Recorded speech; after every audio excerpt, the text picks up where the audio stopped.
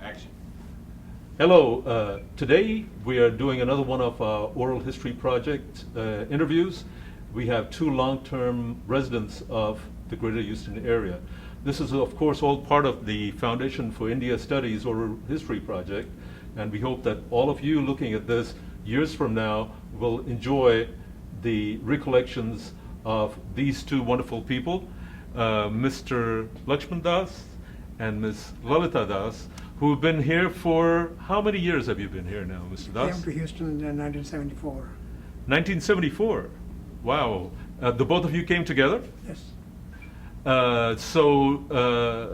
What brought you here? That's a good question.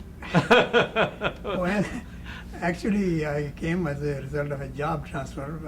I was working for Pan Am Airline in New York City, and when the airline got into trouble, they said you either leave or we'll give you a job in Houston, where they had another project. So I transferred to Houston. Now, you're of course talking about Pan Am Airways, Pan American Airways, Yes, right. which no longer exists. Yes. They went out of business In 1989. 1989. I see. So you were in New York before you came here. Yes, sir. How long were you in New York? I was in New York from 1968 to 1974. And is that what brought you from India? No, I came to this country in 1964 and to go for a higher study for my master's program in University of California, Berkeley. So that's almost 50 years ago. Yes. Wow. So Mrs. Das, did you come at the same time? No, I came after 1 year. So you came in 1965. Yes. Yes. So you went home to get married? No, we were married before I came. I see, I see. So tell me about the old country. Where did you come from? I born in Pakistan. Well, no, okay, you was in Pakistan then. Yeah, but at that time I don't know, It was India at that time. Gujranwala. Gujranwala. Okay. Then I came to Gurdaspur, but my, parents were in Gurdaspur. So I came in Gurdaspur. I don't know nothing about anything.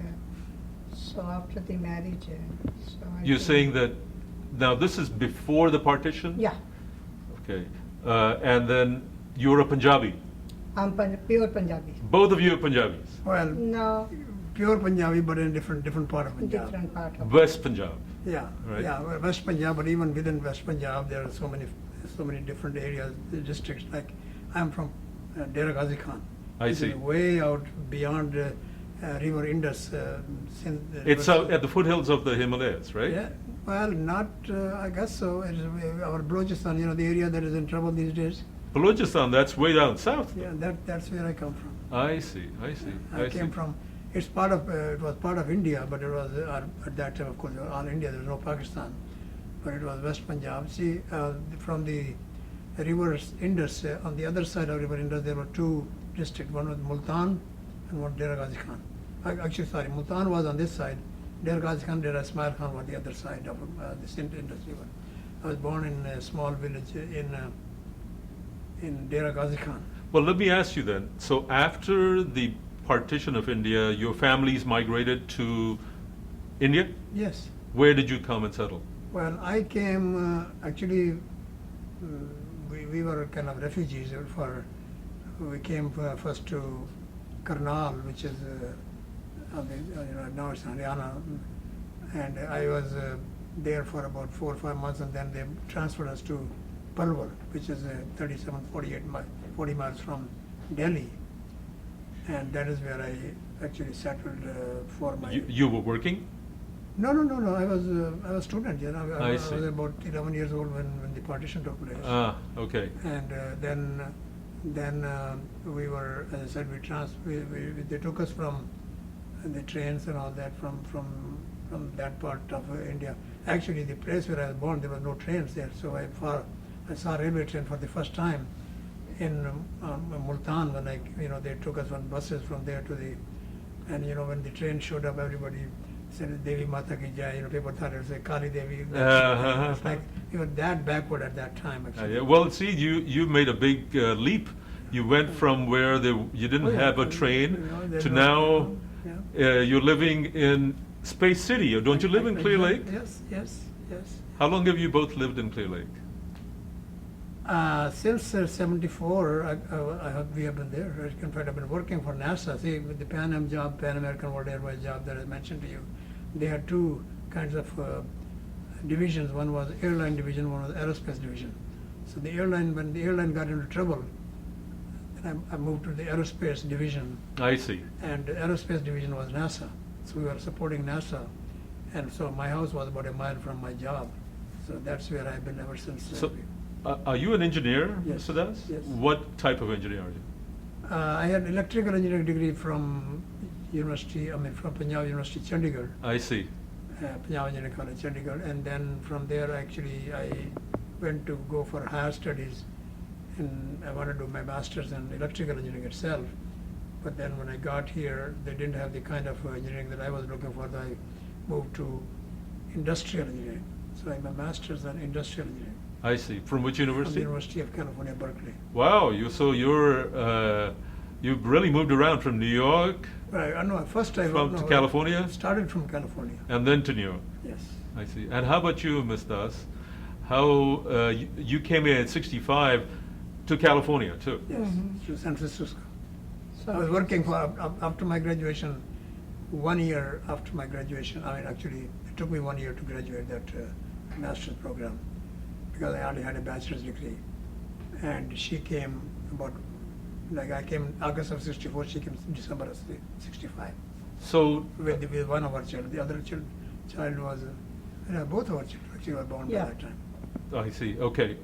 So, but now you've been in Houston since 1974, and so that's almost 40 years. Yes. yeah. You've lived in the Clear Lake area for 40 years? Same area.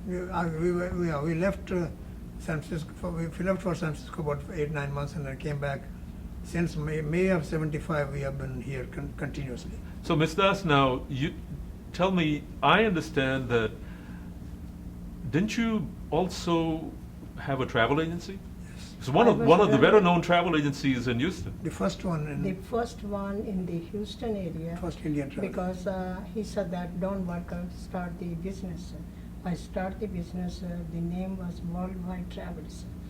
And I don't know nothing about, and I hired experienced boys and not a girls coming and giving the immigration, this and that, running almost 20 years.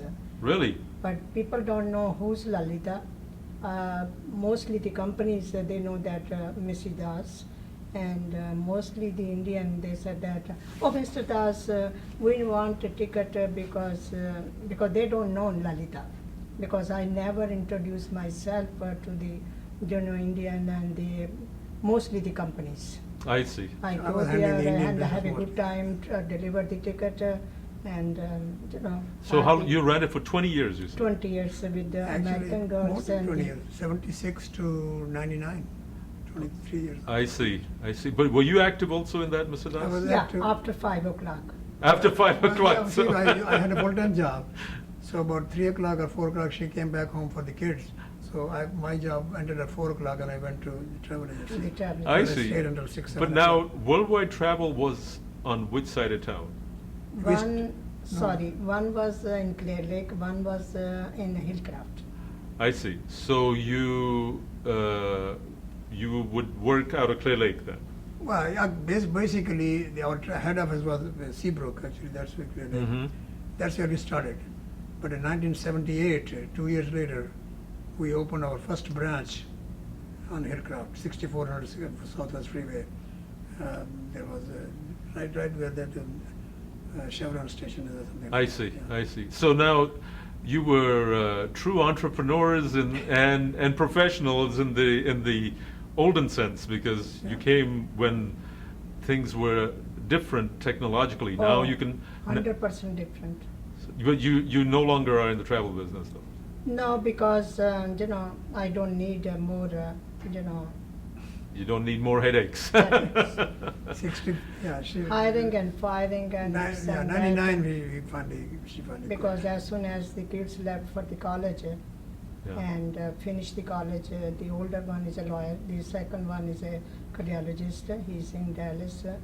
And so I say I don't need them, Yeah, I understand. So tell me, you were also very involved, the both of you, but I know you, Mr. Das, especially, in the Indian community here. You got, as soon as you came here, apparently you almost jumped into the India Culture Center. Is that correct? That's right. And now, for those of our viewers, years from now, they may not know what the India Culture Center was. And India Culture Center is the oldest of our organizations here in the Greater Houston area. It's going to be marking its 40th anniversary this year, which is 2013. But now you started off. Were you? Tell me a little bit about your involvement there. What did you have an office? Were you an office bearer? Oh yeah. I have been everything in India. I mean, ICC. I have been president. I've been vice president, president-elect, secretary. I was a trustee, chief trustee. So I'm associated with. I still associated with ICC in some way, even though I'm not a office bearer at this point. But I'm very actively involved even now. You might have seen me in many of these functions. That Sure. I have probably no ICC function I ever miss, if I can. So I- what led you to dedicate yourself? Well, because to this? I guess when what happened really, I came from New York, which was a very kind of closed city, more or less, a very crowded and all that. But when I came to Houston, immediately I really, people in Houston is hard, but I fell in love with the city. And the community was very open and very engaging, so I got involved in Hindu Worship Society. There was a community interest I had for a long time. So ICC actually was formed around a couple of years before. And in fact, Dr. K.L. Sindhwani, he got me involved initially, and I remember he was raising funds for the India House, the small private house that we had on Cypress. Street, right. And I still remember, I probably have a copy of my check that I still gave it to him at that time, $1,000 from Worldwide Travel, actually. I see. And, Yes. so that was my start. So the India Culture Center was really a focus for you to serve your community and to develop a kinship with Yes. other people. Yes. And you've maintained those all these years. Yes. So now your children were born here and they grew up they were born in the U.S. and they grew up in the U.S. They born. Yeah, they were born in, not in New York, they were born in India. They were born in India. Yeah, both of them were. I see. Actually, when I left here, I was expecting the second. second she was, one. one was 2 years old, and the other one she was expecting another one. I see. Okay. Thanks for that correction. Yeah. But they were raised here. Yes. Yeah. So would you But- consider them Americans? Oh yeah, for sure. Yeah, because the first one, the older one was 3 years old. The younger one, 9 months old, when I came here. So have they don't been know. raised as they've been raised? They're more American than they Because are. I gave a full freedom. No, I'm not Yeah, joking. I gave a full they- freedom. Whatever you like, but do it good. So now you are first generation Americans. Yes. Yes. And they're second generation. Yes. Your integration into America, was that gradual? Was that very easy, or did you encounter any problems as you went along in the road of life? No, because God helped me a lot. He got the job in the shipping company. Then he called me, so I came here. Immediately I start going to school, and I was going 11 o'clock in the night time, coming home about 7 o'clock in the morning, taking care of the kids, and he was taking care of the evening. So that time, I took training for the nursing. Mm. So I was working almost for 3 years or 2 years, whatever. So he got the job in the Pan Am. So he will tell you the whole story. So that, but integration into America was that smooth for you? Well, I really didn't feel No. any problem. We are lucky. I don't No. think people talk about discrimination all that. No. Personally, I do not. I didn't Really? feel it. Yeah. Even I was going to deliver the ticket to the, but they welcomed to me. Mm-hmm. I have no problem. So you didn't face any hurdles from people, and from the business point of view, you didn't have No. any option. Even the Well- girls comes and never give me a hard time. What about you, sir? Did you have any glass ceiling to contend with in your professional life? No, not really. Not really. I mean, maybe there may be something that I did not notice, but I got my fair amount of promotions or whatever. Even in Pan Am, I was promoted. They didn't hold me back or anything because I was a Indian or anything like that. So I really cannot say that I had any glass ceiling problem. What about your faith, your religion? Were you able to practice that as you wanted We still do and that. freely? Yeah, we still do that. You mentioned the Hindu Worship Society, which is actually, again, for That's our the first- viewers, yeah. it was the oldest. It is the oldest And that- temple here Yeah, in the we- Greater Houston area. Yeah, I was involved in the very first one, even before they moved to World House. Before that, we used to be going to 59 Little York and 59. Right. That's That's further to the north of I-10 here. That's So, but you found again your kinship with the other people from India, Oh yeah. and you formed groups Yes. that allowed you to flourish. Yeah. But they That's never right. give us a hard time. I mean, I never felt that we are something different. So you didn't feel any discrimination No. in your practicing your faith or They knew your culture? that I'm Indian. When I delivered the ticket, three bigs, some big companies, they always welcome me. So you didn't have a cultural problem assimilating into America. Did you go often back to India to visit? Yeah, because my mother was there and he had a very good job. So going, It's an interesting story that I want to tell you here. Please do. You Pan Am, probably you got free tickets probably to Well, go to that's what India. I'm gonna say. I was working when I was in San Francisco. I started working for a shipping company, Madison Navigation. And one of these days we went to an Indian party, Hmm. and one of the girls there said, "I'm going to India next week," and she said, "I go there every month, Ah. or every other month, or something like that." And she was working for United Airlines. And then she tells me, "Why can't you apply for an airline job?" I told Lachhman. So that is how I applied for about 4 or 5 airlines. How about that? And Pan Am, I was selected by Pan Am, and that's why I left San Francisco to go to New York. Because I said I'm crazy leaving California to go to New York. But what were you doing when you moved? I You were was an engineer. Yeah, I'm still an engineer. No, but with Pan Am, what were you doing?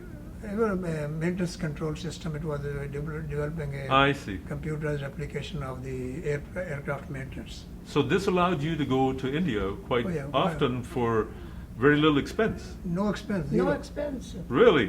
Yeah, I had a job I had a level at Pan Am I got eventually that I would write my own tickets.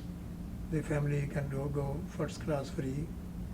And for How nice. As many times. No, And I but used to you have joke a with very people, good I said, time. the reason Pan Am went bankrupt because I traveled so much.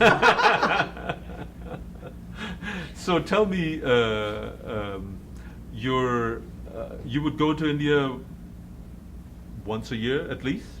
No, Oh, yeah, that more time than I that. was going every other month. Sometimes Really? I say, Lachhman, I'm going for the training.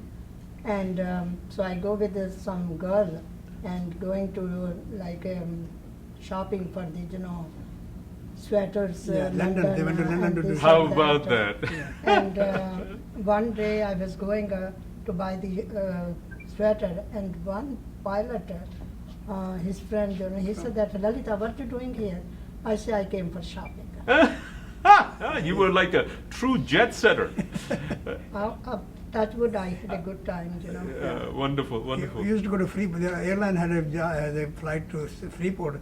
We would sit on the plane, have a lunch, and then go there and come back. Same time. How about that? That is amazing. So now, I guess that's when that happened. You decided, Mrs. Das, you decided to stay in the travel business then. Yeah. Yeah, but I was happy, you know. I was no problem with it, you know, because every month we had a very good relationship with the Air India people also, and they were coming in our home for the dinner and this and that. So, no, we were lucky, 100%. You know. I see, I see. So now, tell me a little bit about your children here. You have two boys, I understand. You've already told me a little bit. One's a cardiologist in Dallas. Yes. And then the other one is here. Yes. And how many grandkids do you have now? 6. 6, 3 and 3? 3 and 3. How fortunate. So two boys and a girl with the older one, and 2 girls and a boy with the younger one. I see. And your daughter-in-law is also Indian? No. They're both American? Yes. So what is They're their... one of them is the first generation, second generation Greek, Uh-huh. and the other one is here long time. For a long time. So you now have a truly mixed family, Yeah. right? Yeah, Does that create an opportunity for you to teach your grandchildren about India? Do you do that often? No, No? Well, I mean, the kids were going up to the high school. They're more After that, they're more involved in the life here. They did go to No, I'm talking about your grandchildren. grandchildren. They initially when they were young, she used to put them in the puja, like say Hari Om and all that. They used to do that, but when they grow up now, they don't do that. I see, I So see. they are more Yeah. more Americanized, I would say now. Yes, yeah. They understand. They don't understand our language, but our kids understand the language, but they don't talk very much. So I think in essence, I would say that they pretty much have been merged into the American society. And Yeah. Not that they have broken their complete roots, our kids especially, but grandkids, they're that far removed now. Yeah, so but this is a normal process, is it Yeah, not? yeah, I think so. And I would say the next generation, they're probably everything will be. But they still have some interest because I just recently, both sons told me that they want to go and visit India, take the kids to show Uh-huh. them Taj Mahal, but they're just as a tourist, but I see. not so much. And they maybe go there where they were born and all that, as a curiosity. I see, I see. Do you still have close links with your families in India? Not really, because as soon as a relationship with the parents. So as they pass on, then it becomes less. Yeah, Yeah. her Strong. I think both her parents died in 1985. They were very And young, since then, but we have, our visits to India have been less and less frequent. Mhm. Like every 2 years, 3 years. Now last time we went there was not 2009, so that's almost 4 years. I see, I see, I see. So at the same time, though, you're still very deeply involved in the Indian community here. Oh yeah, yeah. As I said, What do you do to keep yourself involved with that? Well, basically, just participate in all these functions that happen. India House, for example, is another one of my. in fact- Explain to the viewers what India House is. Well, India House is a community center. In fact, this was in my. I want to step back. Actually, Krishna is a little bit responsible for my. Mr. Krishna Vavilala, Krishna who's Vavilala. spearheaded, Yeah. and started the Yeah. foundation. He, Indian Studies in program. fact, in 2000, we had a millennium celebration of Indian Independence Day, and in here in George Brown Convention Center, and then after that, ICC for some reason after that kind of lost some steam, and they pretty much they were ready to close their shop for some reason that I cannot fully explain at this time, but I can explain it a little bit. That there were some other organizations that started attacking ICC. Encroaching? Yeah. So anyhow, and the one of the board members of ICC, Mr. Harsha Patel, Krishna in fact asked him. Krishna and I talked a lot about the reviving ICC at that time, They said, let's get somebody to take over. And Harshad said, who wants to ride a dead horse? So, but I then see. Krishna eventually convinced me to get involved. And Or re-involved. well, yeah, I was involved, but re-involved in the sense I wasn't a, I was a, in fact, I was a treasurer, and Lalita Dasgupta? Lalita Dasgupta, she was president, I was her treasurer. And after that, I think my term expired at that time, so I was not in the board at that time. That's why he wanted him to I see. take over. And when he said no, then Bharat Sanghvi, he convinced me to run for the board. So that's see. how I got it. In 2001, I think I got actively involved in the board. In 2002, I became president. So I was actually president of ICC for 2 years. That's the only other than Dr. Sindhwani, he was for 2 years. And after that, I was for 2 years. I see. So then that's when the concept of Air India, of India House was born. I see. I see. I said, one of my first messages was we want to have a community center. And we formed an organization called CPAC, which was a council for the construction project for this India. So the India House and ICC have been a great part of your lives Oh, yeah. while you've Oh, been here. Yes, they still are. They still are, yeah. So now, what about, as you've stayed here 50 years now, do you feel like your food, your language, has that suffered as a process? Or you feel that you have that, but when your children come, for example, do they eat Punjabi food, Mrs. Das? Yeah, Oh, they love Yes. all it. the time. They Really? They love it. Yeah, Wonderful. that's one thing they love. The food? We Yeah. never go to the restaurant when the kids are home, and I will cook and serve them. And Paratha, yeah, they love Indian food. So Even my Paratha, grandchildren, paratha, puri. they said that, Grandma, why didn't you teach me? I said, take a day off, and come and I will teach you how to make a cauliflower. she's stew. talking about the oldest how one. old are your grandchildren? He's 22 and he finished 4 years in the Dartmouth college. College? Yeah, we went for the graduation. Wonderful. And very smart boy. Now he is going to Dallas and gave the exam for the residency. I see. So he Where, wants to go to medical school. medical, whatever, but very smart boy. And what about your language? Do you speak Punjabi between the two of you? The kids. Between two of us, yes. Between the two of you? Yeah. You do? Yeah. Oh, All the time? yeah. Most This of is the first time I'm talking to you for the. Well, even with me, you speak Punjabi. That's true. Yeah. Mummy was. Remember that? Yep. So now, do you, on the other hand, with the children, do they understand Punjabi? Yes. Our kids understand Punjabi. They don't speak very well, but they do understand. But if you will say some wrong word against them, and they will just keep quiet and listen to you, and after that they will say, okay, I understand what you said that. No, it's a true you story. don't say bad things to them. Yeah, yeah. Because they will understand. In Punjabi. What now, do they go to the temple with you? Up to the high school. No, but now, when they come No. to visit, do they ever go? We don't go to the temple that Yeah. often also. Really? Because we it's go, far we away go from. on, we go mostly on special Yeah. occasions.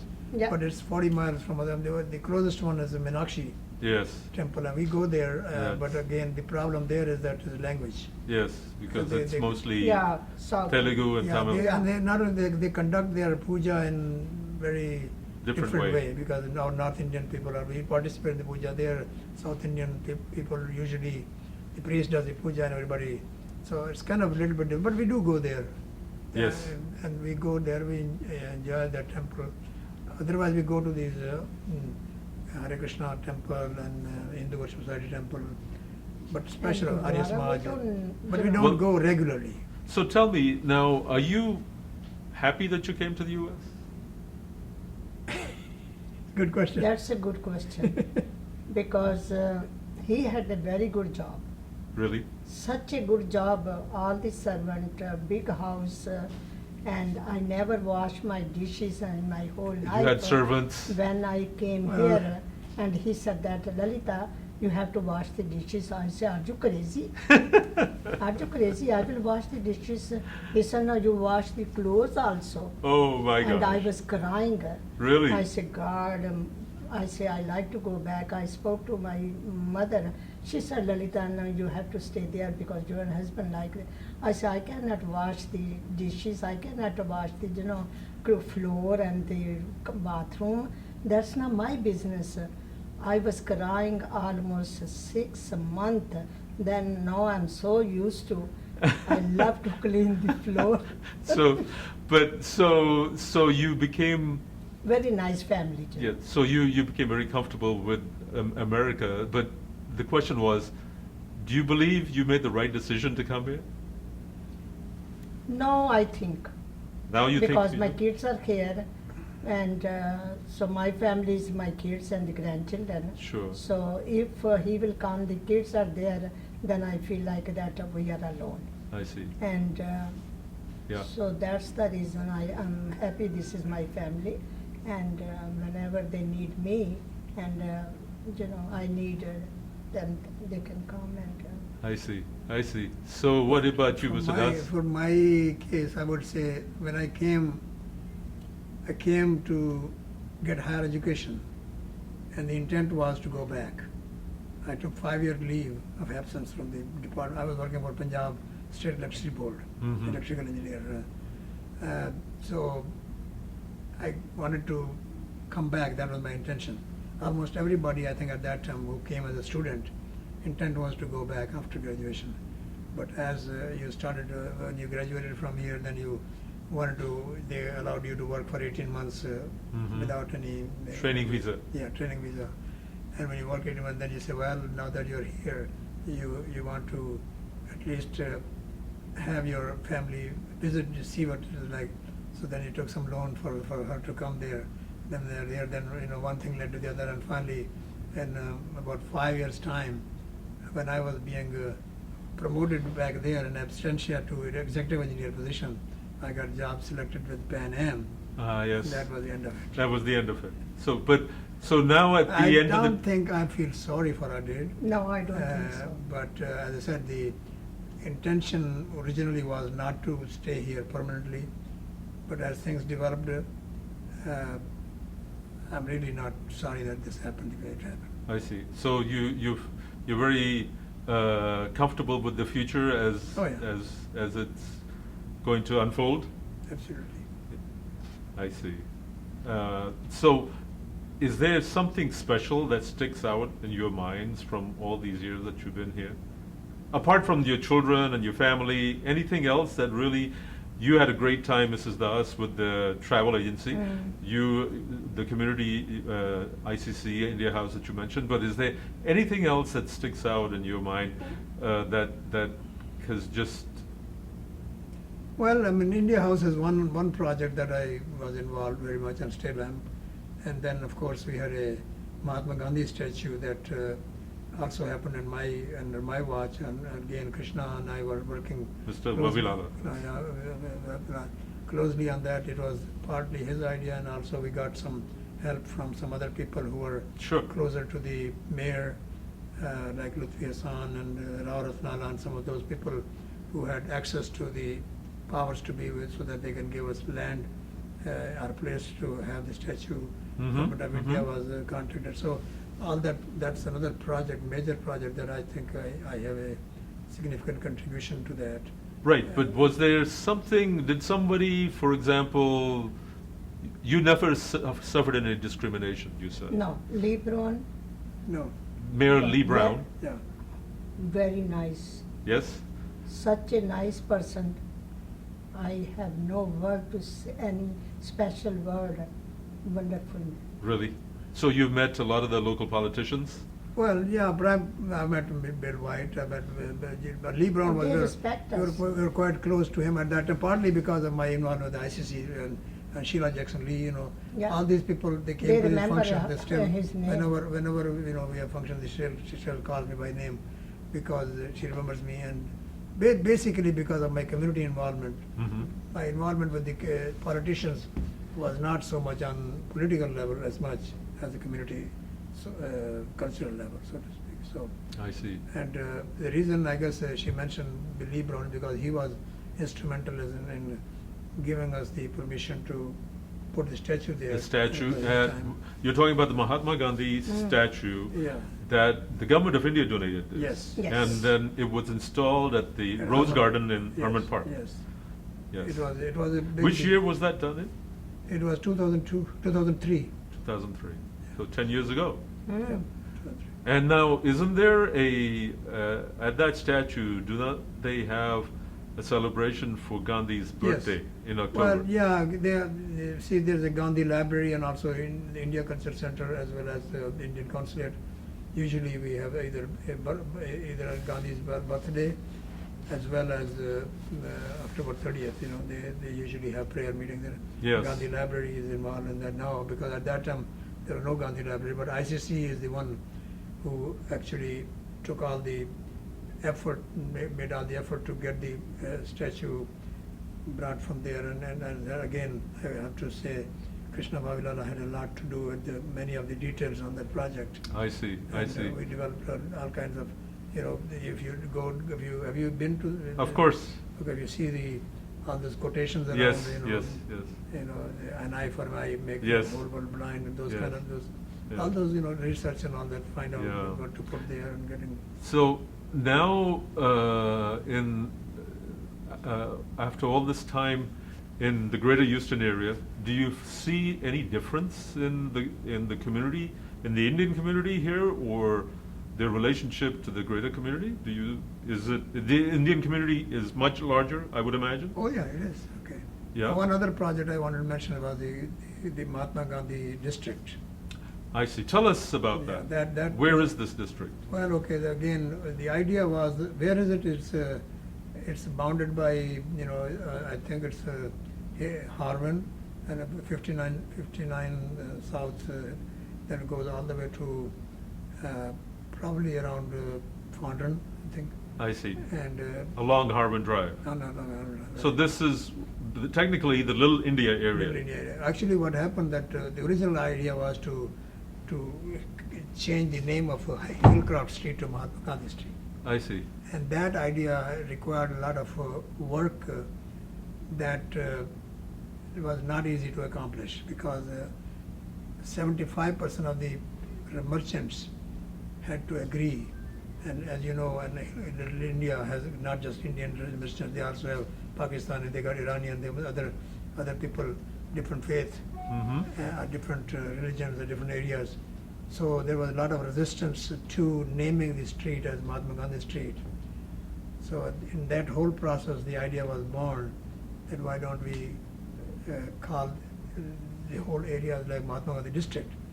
So then that's how this eventually the idea of changing this name of the street was dropped. But just And, keeping the district. district. So why was this important for the Indian community? Well, again, I would say this is another one of those legacy projects. So you can say that you want to leave your Identity? identity, and Mahatma Gandhi is a apostle of peace and all that. No, but it was mostly because there's so many Indian businesses in that I would area. think so. Yes, also that. That's also a the primary- wholesale district, That's the yeah. primary reason. Yes, Yes, I see. that's the primary reason. So with this shows the strength and the growth of the Indian community Yeah, you here. are asking. And what would you like to see for the Indian community in the future?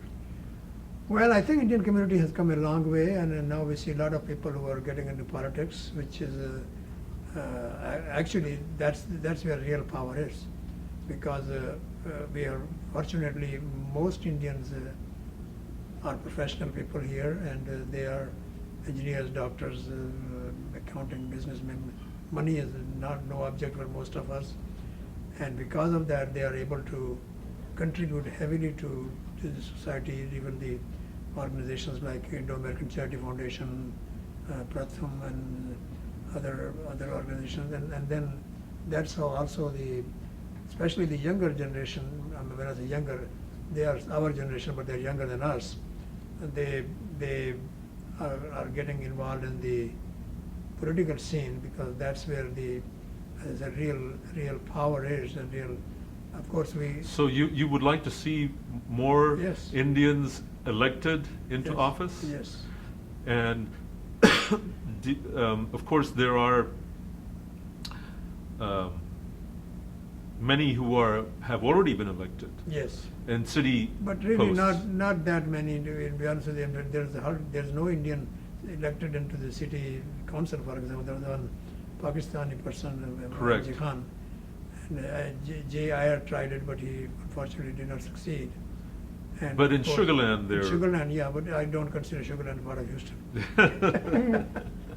So now, Sugar Land, I mean, I know most people think that a lot of Indian lives in Sugar Land, that's true. But in Houston, even Clear Lake is a part of Houston, but most Clear Lake people think that they are. so why is it that an Indian cannot be elected so far in Houston? Well, again, I didn't say they cannot be elected, but they have not been elected so far. Now, to me, I guess the population with Sugar Land, the reason Sugar Land, you have some Sugar Land, Missouri City, Stafford, there is a vast number of Indians live there. The majority of Indians live in that area. Yes. And that is probably one of the driver for these people to get elected in that area. Tom Abraham, and then Sure. Erish Jaju and Ken Matthew and all those people. But there is no such concentration of our people, so to speak, in any part of Houston. But does it take a concentration? Do you think I that's think the so. limiting factor, yeah, or is there? well, yeah, I think there is, because most of these they are districts. Okay, as you know, they do the districting because the blacks have got their own people coming, District 18 or whatever they are, and there are. So that is, I think, you can call it a glass ceiling or whatever you want to call it, but it will take a while before Indians really get, not just city of, I'm talking about city council, but even other state, like Yeah. state jobs and all that. Sure. There's not much. I mean, as you can see, Yeah. there's only one Congresswoman, Tulsi Hubbard, and Yeah, but Tulsi Gabbard, of course, Gabbard, she's a Gabbard. Hawaiian. Yeah. Well, we have to wrap up.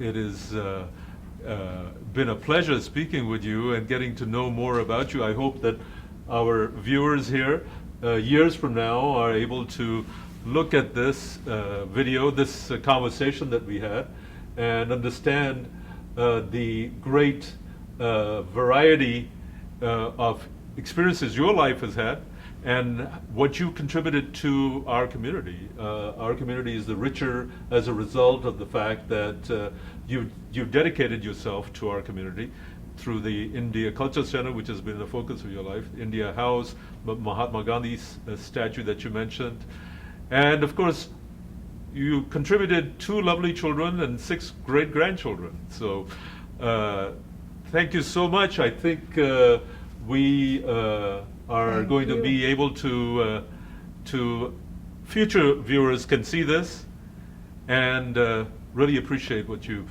given to them.